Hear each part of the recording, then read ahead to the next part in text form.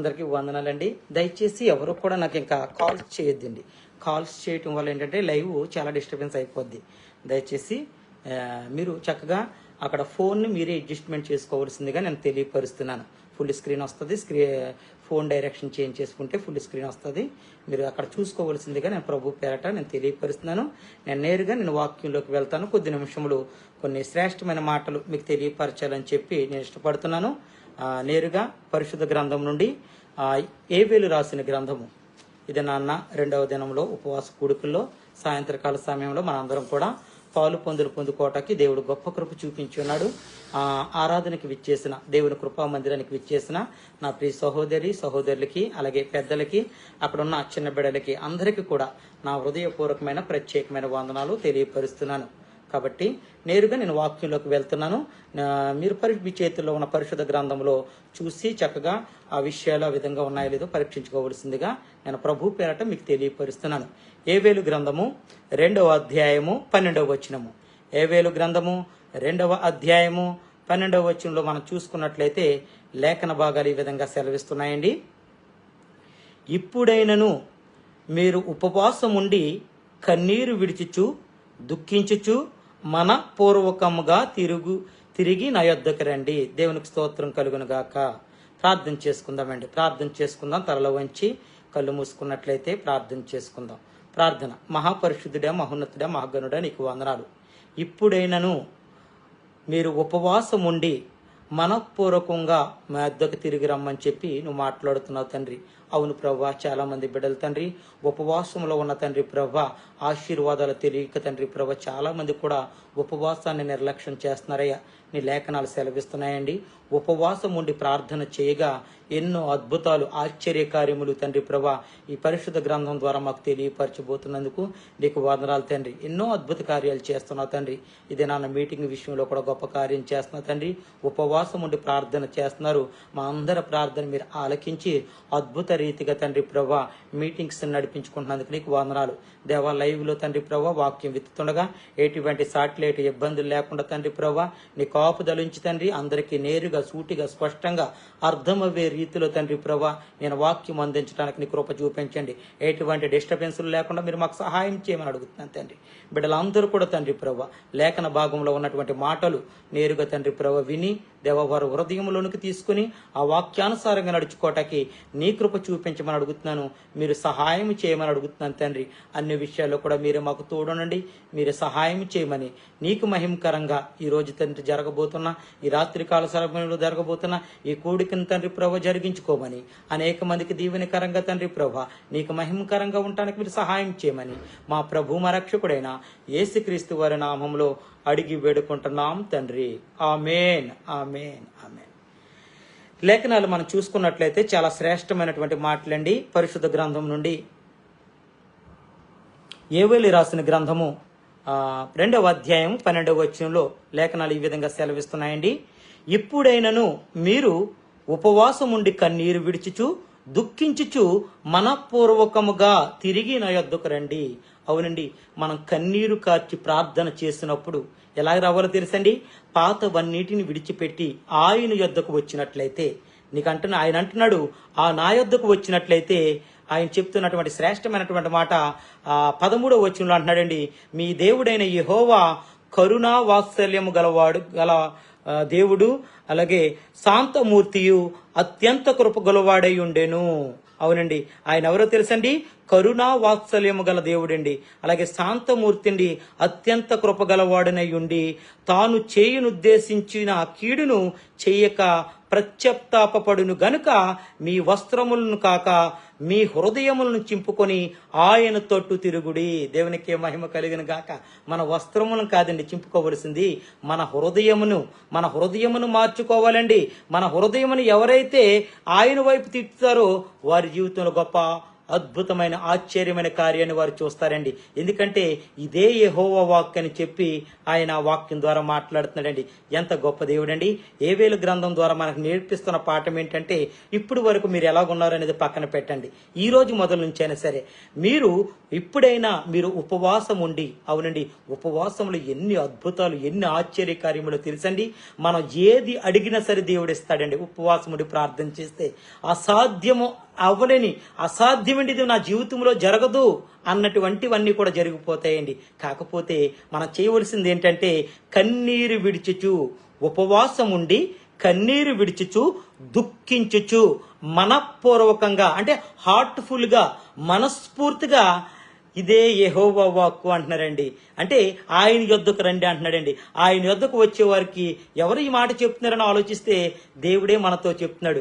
అమ్మా, అయ్యా, మీరు ఇప్పుడైనా సరే మించిపోయింది లేదు, ఉపవాసం ఉండండి. ఉపవాసం ఉండి మీరు చేయవలసింది ఏంటంటే కన్నీరు విడవండి, కన్నీరు విడవండి. కన్నీరు విడిచి దుఃఖించుచు, మీలో ఉన్న బాధని, మీలో ఉన్న వేదనని ఏమైతే ఉందో వాటన్నిటిని కూడా నాతో చెప్పుకోండి అయ్యా. అమ్మ, మీరు చెప్పుకోండి. మనఃపూర్వకంగా, మనస్ఫూర్తిగా నా యొద్దకు తిరుగురండి. ఇదే నా మాట అని చెప్పి ప్రభు వాక్యం ద్వారా మనతో మాట్లాడుతున్నాడండి. ఎంత గొప్ప దేవుడండి. ఆయన చెప్తున్నటువంటి శ్రేష్టమైనటువంటి మాట ఏంటో తెలుసండి. మీ దేవుడైన యెహోవా కరుణా వాత్సల్యము గల వాడును. కరుణ చూపించేవాడండి మన ప్రభు. మనం ఎంత కఠినమైనటువంటి వాళ్ళమైనా సరే, ఎంత అయిష్టలమైనా సరే దేవునికి, కానీ ఆయన యొద్దకు వచ్చినట్లయితే, ప్రభువా నన్ను క్షమించు, నేను ఇంక మీదట ఎటువంటి నేను తప్పు చేయకుండా నీ చిత్తానుసారంగా నేను నడుచుకుంటాను, నీ వాక్యానుసారంగా నడుచుకుంటాను, ఒక్కసారి కనికరము చూపించు ప్రభువా అని చెప్పి మనము ఆయన యొద్దకు వచ్చినట్లయితే ఆయన చెప్తున్నటువంటి మాట ఏంటి తెలుసండి. నేను కరుణా వాత్సల్యము గల వాడును, శాంతమూర్తియును, అత్యంత కృపగల వాడినై ఉండి గనుక మీ వస్త్రములను కాక మీ హృదయములను చింపుకొని ఆయన తట్టు తిరుగుడి. బట్టలు కాదండి మనం చింపుకోవలసింది.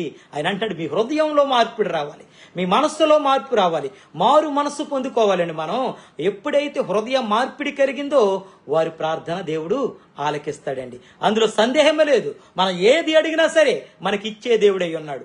మనం అడిగిన వాటికంటే, ఊహించిన వాటికంటే అత్యధికమైన మేలును చేయగలిగిన గొప్ప దేవుడిని నేను అంటున్నాడండి ఆయన. కానీ మనం అందరము కూడా చేయవలసింది ఏం చేయాలో తెలుసండి. కన్నీరు విడవాలి, దుఃఖించాలి, మనస్ఫూర్తిగా ఆయన యొద్దకు రావాలండి. ఆయనకు వద్దకు వచ్చేవారు ఉపవాసం ఉండి ప్రార్థన ఏ విధంగా చేయాలో తెలుసండి. ఉపవాస ప్రార్థన యొక్క శక్తిని గ్రహింపక ఎందరో నిర్లక్ష్యం పెట్టుచున్నారండి. ఆధ్యాత్మిక జీవితంలో ఎదురవుతున్న పోరాటాలు ఎదుర్కొనలేక జయ జీవితాన్ని కోల్పోతున్నారు. పరిశుద్ధ గ్రంథం ఉపవాస గురించి ఏం చెప్తుందో తెలుసండి. చాలా శ్రేష్టమైనటువంటి మాట ఏవేలు గ్రంథం ద్వారా 2వ అధ్యాయం 12-14 వచనాల వరకు కూడా శ్రేష్టమైనటువంటి మాటలు మాట్లాడుతున్నారండి. 14వ వచనంలో ఏమంటున్నారంటే, ఒకవేళ ఆయన మనస్సు త్రిప్పుకొని ప్రత్యత్తాపపడి మీ దేవుడైన యెహోవాకు తగిన నైవేద్యము పానార్పమును మీకు దీవెనగా అనుగ్రహించుడి ఎవడును చెప్పగలడు అని చెప్పి లేఖనాలు సెలవిస్తున్నాయండి. కాబట్టి మనందరం కూడా చేయవలసింది ఏంటంటే, మనం ఏది చేసినా సరే దేవునికి ఇష్టమైనదిగా చేయాలండి. అందుకనే లేఖనాలు సెలవిస్తున్నాయండి. ఏవేలు రాసిన గ్రంథంలో మాట్లాడుతున్నాడు, మార్కు సువార్తలో మాట్లాడుతున్నాడు, మత్తయి సువార్తలో మాట్లాడుతున్నాడు, కీర్తనకారుల ద్వారా మాట్లాడుతున్నాడండి. మార్కు సువార్తలోకి వచ్చినప్పటికీ 9వ అధ్యాయం 29వ వచనంకి వచ్చినప్పటికి ఏమన్నాడు తెలుసండి. ఉపవాసం వలనే సాధ్యము. మీరు ఉపవాసం ఉండి ప్రార్థన చేసినప్పుడు మీరు పొందుకుంటారు, అసాధ్యాలు సాధ్యాలుగా మార్చబడతాయని చెప్పి ఆయన మాట్లాడుతున్నాడండి. అలాగే మత్తయి సువార్త 6వ అధ్యాయం 16వ వచనం నుండి 18వ వచనం దాకా చూసుకున్నట్లయితే దేవునికి ఇష్టమైన ఉపవాసం చేయాలండి. మనుషులకి ఇష్టమైన ఉపవాసం చేయడానికి వీల్లేదండి. దేవునికి ఇష్టమైన ఉపవాసం చేసినట్లయితే అది నీకు ఆశీర్వాదం అంటున్నాడండి. యెషయా గ్రంథము 55వ అధ్యాయము 3వ వచనం నుండి 10 వచనాల్లో ఉన్నటువంటి శ్రేష్టమైనటువంటి మాటలు ఏంటో తెలుసండి. దేవునికి ఇష్టమైన ఉపవాసం మీరు చేయండి. మీకు నచ్చినట్టు ఉపవాసం చేస్తే దేవుడు అంగీకరించడండి. ఆయనకి నచ్చినటువంటి ఉపవాసం మనం చేయాలండి. అలాగే చూసుకున్నట్లయితే ఆయన మాట్లాడుతున్నాడు, కీర్తనకారుడి ద్వారా మాట్లాడుతున్నాడండి. 35వ కీర్తన 13వ వచనానికి వచ్చినప్పటికీ ఆయన మాట్లాడుతున్న ఒక శ్రేష్టమైనటువంటి మాట ఏంటంటే, ఉపవాసము చేత ప్రాణమును ఆయాసపరుచుకొంటిని. ఏంటండి? ఉపవాసము చేత ఈ ప్రాణాన్ని ఆయాసపరుచుకొంటిని అని చెప్పి కీర్తనకారుడి ద్వారా మాట్లాడుతున్నాడండి. ఎంత శ్రేష్టమైనటువంటి మాట అండి. అలాగే మనం చూసుకున్నట్లయితే లేఖనాలు ఏమంటున్నాయంటే, అయ్యా మీరు ఉపవాసం ఉండి ప్రార్థన చేయండి, ఉపవాసం ఉండి ప్రార్థన చేయటం వల్ల నీకు ఎంతో ఎంతో ఆశీర్వాదకరము, దీవెనకరం అని చెప్పి వాక్యం ద్వారా మాట్లాడుతున్నాడండి. ఉపవాసం అంటే ఏంటండి?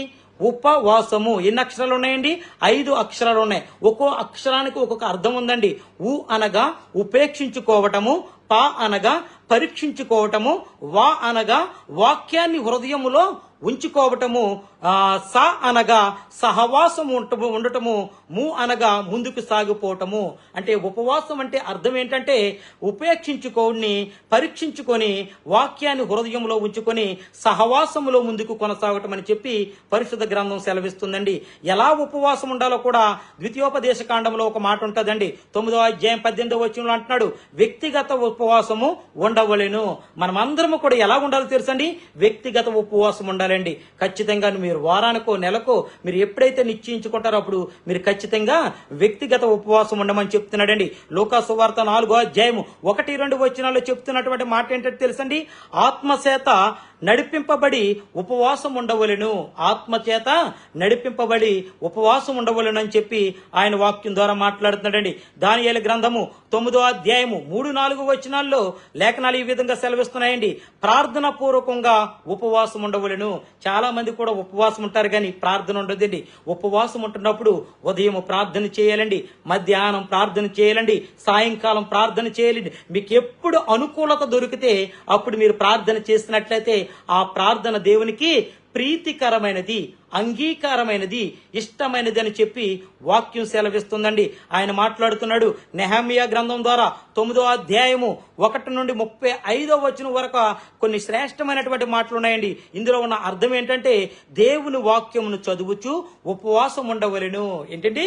దేవుని యొక్క వాక్యముని చదువుతూ ఎప్పుడు కూడా ఉపవాసం ఉన్నప్పుడు పరిశుద్ధ గ్రంథం ఇలా చేత పట్టుకుని ప్రతి దినము కూడా మనం ఏం చేయాలండి? వాక్యాన్ని చదివేవారుగా ఉండాలి. ఎవరైతే వాక్యము చదువుతారో వారు ఉపవాసాన్ని దేవుడు స్వీకరించే దేవుడై ఉన్నాడండి. ఆయన మాట్లాడుతున్నాడండి ఎలా ఉపవాసం ఉండాలో చెప్తున్నాడండి.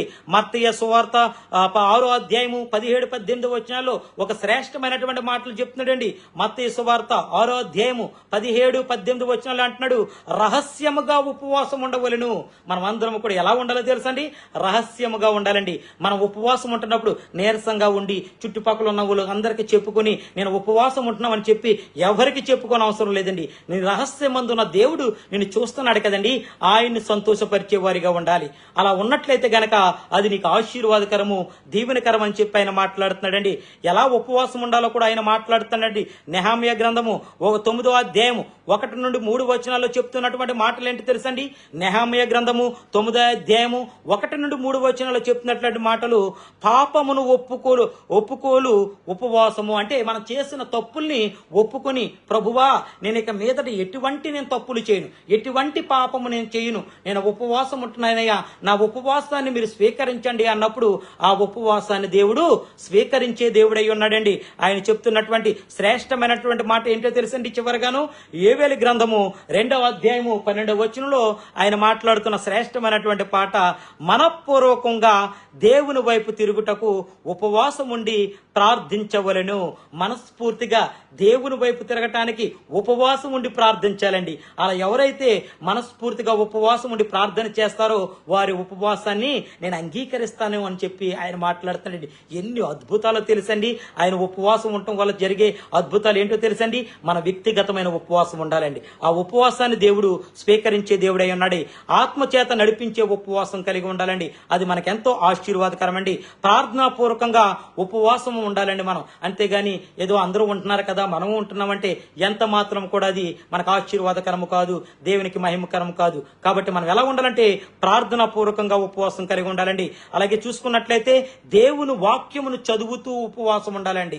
ఉపవాసం ఉన్నప్పుడు ఇంక వేరే పనులు కూడా పెట్టుకోకూడదని చెప్పి పరిశుద్ధ గ్రంథం చెప్తుందండి. దేవునికి ఇచ్చే సమయాన్ని దేవునికి ఇవ్వాలి. మనం నిత్యం ఏం చేసే పని ఏంటో తెలుసండి? ప్రార్థన చేయటము, వాక్యము చదువుకోవటము, దేవునికి దగ్గరగా ఉండటము. ఉపవాసం అంటే దేవునితో సహవాసం చేయటం అండి.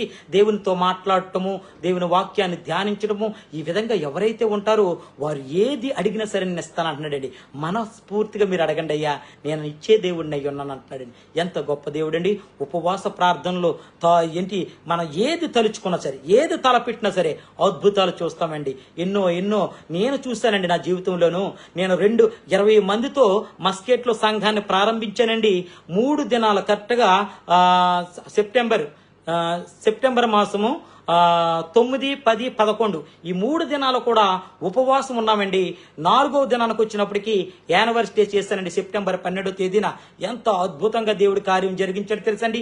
నేను ఉపవాసం ఉన్నాను, నాతో పాటు సంఘ బిడ్డలు అందరూ కూడా ఉపవాసం ఉన్నారు.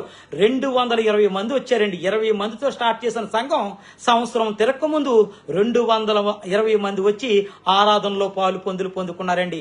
దానికి సాక్ష్యం మన మధ్యలో ఉన్న దైవజనులు విజయకుమార్ గారు, ప్రియదర్శిని అమ్మగారు అదే నా వాక్యం అందించడానికి మస్కట్ దేశానికి కూడా వచ్చి ఉన్నారు. అద్భుతంగా ఆశ్చర్య రీతిగా దేవుడు జరిగించుకున్నాడండి. దీని అంతటికి గల కారణం ఏంటో తెలుసండి. నా శక్తి కాదు, నా బలము కాదు, నా జ్ఞానము కాదు, నా తెలివితేటలు అంతకంటే కాదండి. నా దేవుడు చూపించిన ఉచితమైన కృప. అదంతా కూడా దేవుని కృప. అందుకని మన సంఘము పేరు కూడా దేవుని కృప మందిరము, దేవుని కృప సంఘము. దేవుని కృప లేనిదే నేను మస్కెట్లో ఒక సంఘము, ఇండియాలో ఒక మందిరాన్ని నేను నిర్మించలేను, నేను ఏర్పాటు చేయలేను, దాన్ని నడిపించలేను. ఇన్ని దినాలు కొనసాగదండి. అదంతా కూడా దేవుడు చూపుతున్నటువంటి శ్రేష్టమైనటువంటి కృప అండి. నా కొరకు అనేక మంది బిడ్డలు కన్నీరు విడిచి ప్రార్థన చేస్తున్నాడండి. యవ్వన ప్రాయంలో నేను తీసుకున్నటువంటి నిర్ణయము దేవుని కొరకు జీవించాలి, బ్రతుకుట క్రీస్తే, చావు అయితే లాభమే. ఎన్ని నిందలు, ఎన్ని అవమానాలు వచ్చినప్పటికీ కూడా ప్రభు కొరకు నేను నిలబడ్డానండి. ప్రభు నాతో ఉన్నాడండి. ఈ రోజున ఈ లైవ్ లో ఇలా వాక్యాన్ని మీకు అందించడానికి, దేవుని యొక్క మాటలు మీకు బోధించడానికి దేవుడు కృప చూపించుచున్నాడండి. లేదంటే నేను ఏపాటి వాడినండి, నేను ఎచ్చటి వాడిని, నేను ఎందుకు పనికిరానటువంటి వాడినండి. కానీ దేవుని హస్తాల్లోకి వెళ్ళినప్పుడు, దేవుని పని చేయాలనుకున్నప్పుడు దేవుడు తన కార్యాన్ని ఆయన నెరవేర్చుకుంటాడండి. ఎందుకంటే చాలా మంది దైవజనులను చూశానండి, చాలా మందిని కూడా చూశాను. కానీ చాలా మంది చెప్పినటువంటి మాటలు ఏంటి, సేవలోకి వచ్చిన తర్వాత డబ్బు సంపాదించుకోవడానికి వచ్చారు, ఇంకోటి అంటూ ఉంటారండి. దేవుని యొక్క మహాకృప వల్ల నాకు తినటానికి తిండి, కట్టుకోవటానికి బట్ట, ఉండటానికి ఇల్లు, నడుపుకోవటానికి కారు, సమస్తం అన్ని ఇచ్చేయడండి దేవుడు. నాకు దేని మీద కూడా ఆశ లేదండి. నాకున్నదల్లా ఒకే ఒక ఆశ, సంఘానికి వచ్చినటువంటి బిడ్డల్ని ఆత్మీయంగా, ఆధ్యాత్మికంగా వాళ్ళని బలపరచాలి, అనేక మందికి మాదిరికరంగా ఉంచాలనేదే నా ఉద్దేశం అండి. నా దగ్గర 10 మంది ఉన్నా, 20 మంది ఉన్నా, 100 మంది ఉన్నా వాళ్ళని శ్రేష్టమైనటువంటి బిడ్డలుగా తయారు చేయాలనేదే దేవుడు నాకు పెట్టినటువంటి భారం అండి. ప్రార్థన రానటువంటి వారికి ప్రార్థన నేర్పించాలి, వాక్యం రాదన్నటువంటి వారికి వాక్యం నేర్పించాలి, సాక్ష్యాలు చెప్పడం రాదన్నటువంటి వారికి సాక్ష్యాలు చెప్పడం నేర్పించాలి, అలాగే స్తుతి ఆరాధన చేయటం రాదన్నటువంటి వారికి స్తుతి ఆరాధన ఎలా చేయాలో నేర్పించాలండి. వారిని ఆత్మీయంగా, ఆధ్యాత్మికంగా దేవునికి దగ్గరగా చేయటమే నా పనండి. ఇంకోటి ఏమి కాదు. నాకు ఎంతో మంది ఎన్నెన్నో రకరకాల మాటలు అంటుంటారు, నేను వాటి వైపు చూడలేదండి. దేవుడు నాకు అప్పు చెప్పిన పనిని చూస్తున్నానండి.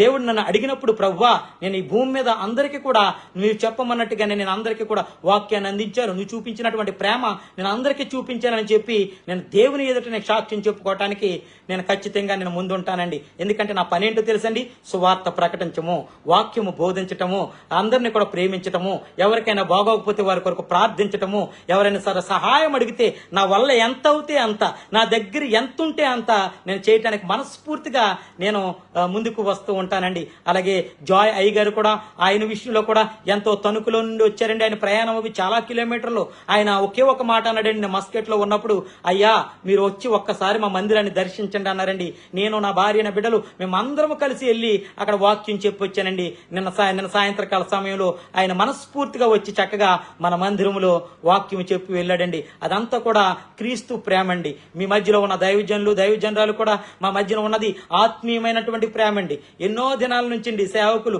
నన్ను ఎంతో ప్రోత్సహిస్తూ, నన్ను ఎంతో ఎంకరేజ్ చేస్తూ, దేవుని కొరకు నిలబడు, ఎన్నో శోధనలు వస్తాయి, ఇబ్బందులు వస్తాయి, ఇరుకులు వస్తాయి, దేనికి నువ్వు భయపడకు, నువ్వు దేవుని వైపే చూడు తప్ప బయట ఉన్న వాటి ఏటి వైపు కూడా చూడొద్దు, దేవుడు నీకు తోడుగా ఉన్నాడని చెప్పి ఎంతో బలపరిచిన నా ఆత్మీయ తండ్రి పాస్టర్ విజయకుమార్ గారండి. ఎంత గొప్ప కార్యముని దేవుడు జరిగిస్తున్నాడంటే ఇదంతా దేవుని యొక్క కృప అండి. నా తెలివితేటలు కాదండి, మీ అందరూ చూపిస్తున్నటువంటి ప్రేమ, మీరందరూ చేస్తున్నటువంటి ప్రార్థన, మీ అందరికీ కూడా నేను మనస్ఫూర్తిగా నేను వందనాలు చెల్లిస్తున్నానండి. అందుకని ఉపవాస దినాల్లో, ఈ దినాల్లో లైవ్ లో కూడా వాక్యం చెప్పడానికి దేవుడు కృప చూపించాడండి. ఎంత శ్రేష్టమైనటువంటి మాట మాట్లాడుతున్నాడండి ఉపవాసం గురించి.